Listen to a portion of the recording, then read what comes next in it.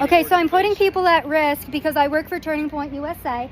I was standing here and I've been trying to report on the migrant hotel here, and I've had these two come up to me. This guy's been pretty nice, actually. These two come up to me, police my language, tell me I'm not nice, tell me that I need to leave because my words are harmful. No one said that you were not nice. I think what happened is you found that your narrative was not sticking. So everybody has seen how I've reported on this, and you guys said, I mean, you guys can go on my Twitter account. The entire city is focusing in on covering up this issue, and then you have people like this that come and shut me down because I'm reporting what's actually going on. I wonder what happened there. Well, let's ask her. Joining me now, Savanah Hernandez, reporter for Turning Point USA. Savanah, I believe you are still on the ground in Aurora, Colorado. Please keep your head down over there. Could you please explain the reality, separate the truth from fiction? We know the dirty commies have been trying to cover up what Tren de Aragua is doing there. You're there, I'm not. What's happening? Well, thanks for having me on, Jesse, because yes, yesterday's reporting did spark this debate of, okay, are gangs overwhelming this apartment complex, or is that fake, and is it a slumlord issue?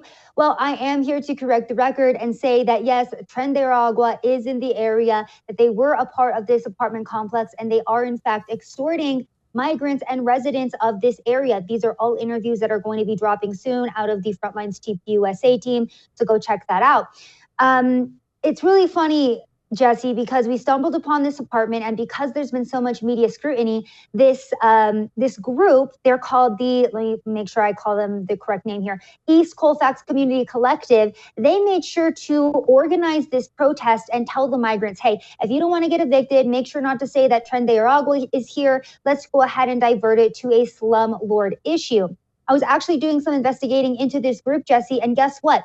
They actually get the majority of their funding from the city of Aurora and the city of Denver, the same exact cities that have been trying to downplay the fact that the gang is now in the area, that have been trying to downplay the fact that violence is going up as a direct result of these migrants being in Aurora and in Denver. So it's really interesting how this group, funded by the city, is now coming in and trying to run damage control, trying to change that narrative. I mean, you can see on screen there, this organization of communists came and wrote in English signs for the migrants to hold saying, stop the lies, there's no gangs. Keep in mind the people talking outside of a couple of the migrants that actually did live in the apartment complex, but the people who organized this and were talking did not live in this complex. And we did have reporters who went back last night. I didn't because, again, I'm a female and I wanted to be safe. But we had a male reporter go back and say, yeah, a migrant told me that he was leaving in haste because he's being extorted and it's an extremely dangerous apartment complex to be living in. Okay, before we get to the extortion, I don't want to gloss over something you just said. I just want to make sure I've got my ducks in a row here, and feel free to correct me if I'm wrong.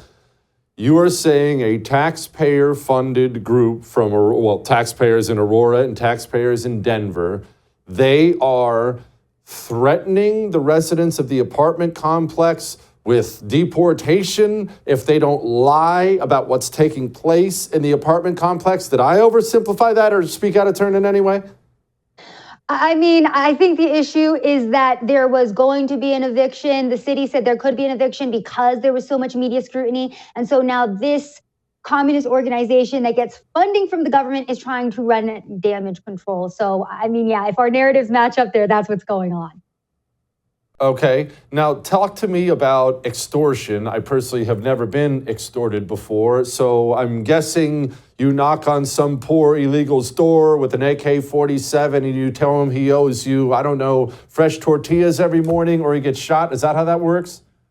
Fresh tortillas or $2,000 that you're struggling to be able to afford because you barely got your work permit as a direct result of the Biden-Harris administration letting you in and then giving you that permit to work. So that's what's going on here on the ground, Jesse. And I actually toured this apartment complex. It was terrifying. There were bullet holes in the window. The Glass was broken in everywhere. It was not a safe environment. Again, we were also talking to residents surrounding the area who were like, yeah, we hear gunshots all the time. There's a huge police presence here.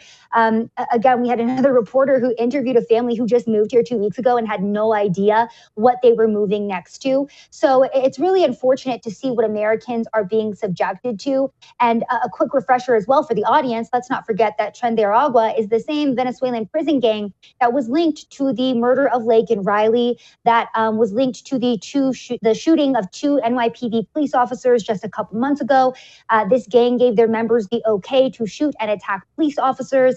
And then here in Denver, they were also involved in a very violent jewelry heist that left 2 females pistol whipped. So that's what's going on over here. Good grief. Savanah, I had a whistleblower, a cop in Aurora, Colorado, reach out to me privately and explain that this issue extends way beyond one apartment complex in Aurora. He said this is an issue that is spreading throughout that town. You're there. Are you seeing it? So we're actually going to be going to several apartment complexes and hotels where we are hearing rumors that this is happening. But again, just based off of what the migrants were telling us yesterday, right? They're trying to change the narrative and say, well, Tren de Aragua has not overrun our apartment complex. They were just here because their family member lives here and this is the first time this happened. They are now trying to say that these gang members are from a different apartment complex. And keep in mind too, a lot of these complexes are within a 10-minute drive of each other. They're in a very large part of the city, so they're a little bit spread out. So absolutely, that's what we're going to be focusing in on today, how deep the tentacles of Tren de Aragua go throughout the city, because it's clear that no one wants to take responsibility for this, but there's a presence here and they are jumping between these various apartment complexes. Let's switch gears because you did another video from a Dome rally, and I thought, man alive, this was pretty revealing. Here it was. What do you think was Kamala Harris's most memorable moment as VP? Ooh, I was gonna say all of the memes and the interviews. Yeah, I was like, just her dancing all around. I'm just like, yes. I mean, when she was with, I think she was like making curry. I mean, like, I'm not really too crazy about anything that she has, but I just know that what she does have is actually going to work. I think just in general, her being able to take over the position and be the first female vice president has been impactful enough. What is your response to people who say, well, she's been in office for the past 4 years and she hasn't done anything? What's your response to that? I think that's an unfair. I think that she has shown strong support for unions. I think that a lot of the criticisms of things like the border are completely overblown.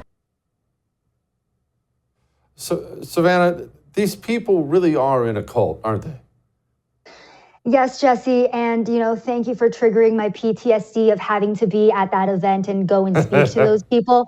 It wasn't a fun time. I was at the DNC for an entire 3 days, and I feel like my IQ level just dropped having to listen to these people because, again, none of them know why they're actually there. It's all about Kamala is brat. She's super funny. She has memes. She's way cooler than Donald Trump. And it's like, okay, that's cool, but eggs cost $8 right now. What about that? And they're like, well, that's not her fault. Yeah, she's been in the administration for the past 4 years, but it's not her fault. And there's no border issue. And if you say that there is, well, that's just a lie. And that's the point that we're at, Jesse, where the propaganda has gotten so severe where you can show these people a headline like, hey, 300,000 plus migrant children have gone missing under the Biden-Harris administration. And they'll hit you with, well, Kamala was only in charge of the root causes of migration. So this isn't her fault. I would thank you for coming to my YouTube channel, but I know how brilliant it is, and I know you love it here. So subscribe and watch. We're going to start really ramping things up and putting some funny stuff, some interesting stuff out there, some collaborations. Either way, my YouTube channel is officially the place to be. So stick around.